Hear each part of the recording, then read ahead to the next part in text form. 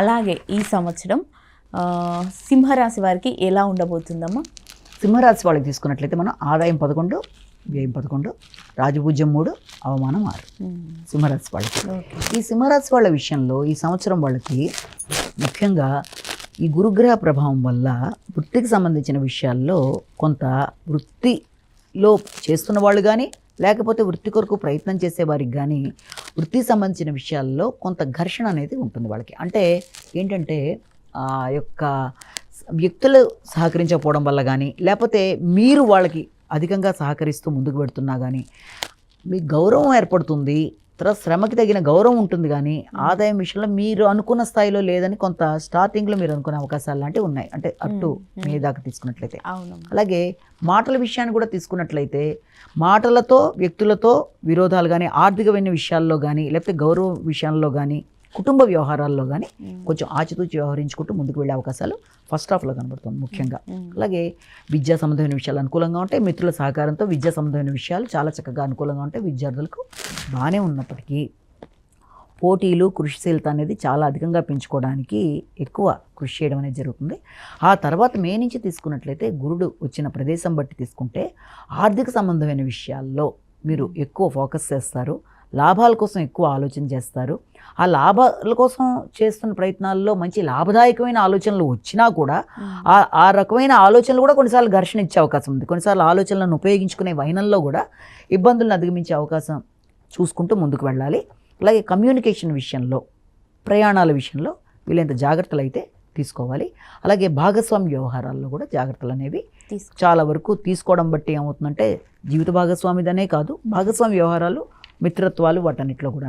ఆ తర్వాత ఎప్పుడైతే వీళ్ళకి ఈ సంవత్సరం శని అష్టమశని అనేది మొదలైందో సింహరాశి వాళ్ళకి అష్టమశని ప్రభావం వల్ల ప్రతి విషయంలోనూ ఆలస్యాలు ఆటంకాలు లాంటివి ఆరోగ్యపరమైన విషయాల్లో కానీ అనవసరమైన ఆకస్మికమైన ఖర్చుల విషయంలో కానీ అనవసరమైన ఇతరులతో మనకి విమర్శలకి అవకాశాలు లాంటివి మొదలైన వాటికి ఆస్కారం. ప్రతి విషయం వాయిదా పడడం, ఏ పని చేద్దాం అనుకున్నా కూడా అయిపోతుంది అనుకున్న పని లాస్ట్ మూమెంట్లో అది వాయిదా పడిపోవడం, వీటి వల్ల ఏమవుతుందంటే కొంత ఘర్షణ అనేది అధికంగా ఉంటుంది. ఏంటి ప్రతిదీ ఇలా అయిపోతుంది అని. అందుకని అంతేకాకుండా ఆ విషయంలో ఏమిటంటే అది వృత్తికి సంబంధించిన విషయాల్లో కూడా లేట్ అయిపోతూ ఉంటుంది దాని ప్రభావం వల్ల. అయినప్పటికీ సమయానికి ఎప్పటి పని అప్పుడు చేసుకుంటూ ముందుకు వెళ్ళిపోయే ప్రయత్నాలు చేస్తున్నట్లయితే లేకపోతే మీ యొక్క వ్యక్తుల సహకారంతో చేసుకుంటూ ముందుకు వెళ్ళినట్లయితే ఆ రకమైన సమస్యని అధిగమించగలుగుతారు ఖచ్చితంగా.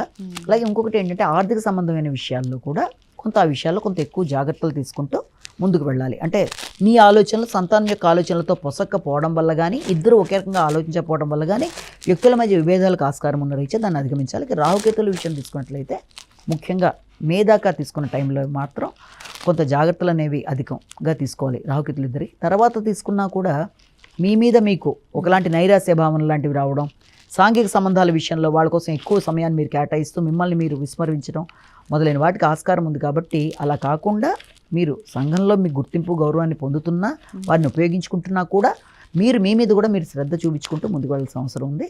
ముఖ్యంగా ఈ సంవత్సరం ఈ యొక్క సింహరాశి వాళ్ళ విషయంలో తీసుకోవాల్సిన పరిహారాల విషయంలో ఖచ్చితంగా శనికి సంబంధించిన జపాలు లాంటివి కానీ లేకపోతే ఈ యొక్క మామూలుగా చేసుకునే శ్రీదత్త శరణమ్మ వీటిని చేసుకుంటున్నట్లుగా ఉన్నా కూడా దీంతో పాటుగా దుర్గయ్య నమః గం గణాధిపతి నమః చేస్తూ ముఖ్యంగా శనికి సంబంధించిన పరిహారాలు మాత్రం వీళ్ళు పాటించాలి.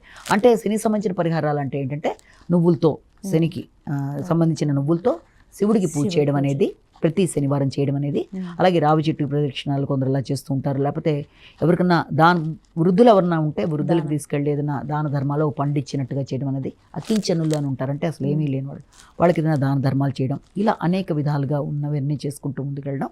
లేకపోతే సుందరకాండ వినడం, ఏది వీలైతే అది చేసుకోవడం, వెంకటేశ్వర స్వామి దీపారాధన, ఎనీథింగ్ ఆల్రెడీ మొదలుపెట్టుకున్న వాళ్ళకైనా ఇది చేసుకున్నట్లయితే కార్యక్రమాల్లో ఆలస్యాలు ఆటంకాలు లేకుండా అనవసరమైన ఖర్చులు లేకుండా అనుకూలతలు పెంచుకుంటూ ముందుకు వెళ్ళగలుగుతారు. ఓకే అమ్మ, సింహరాశి వారి ఫలితాలు వాళ్ళు చేసుకోవాల్సిన పరిహారాలు చాలా చక్కగా వివరించారు.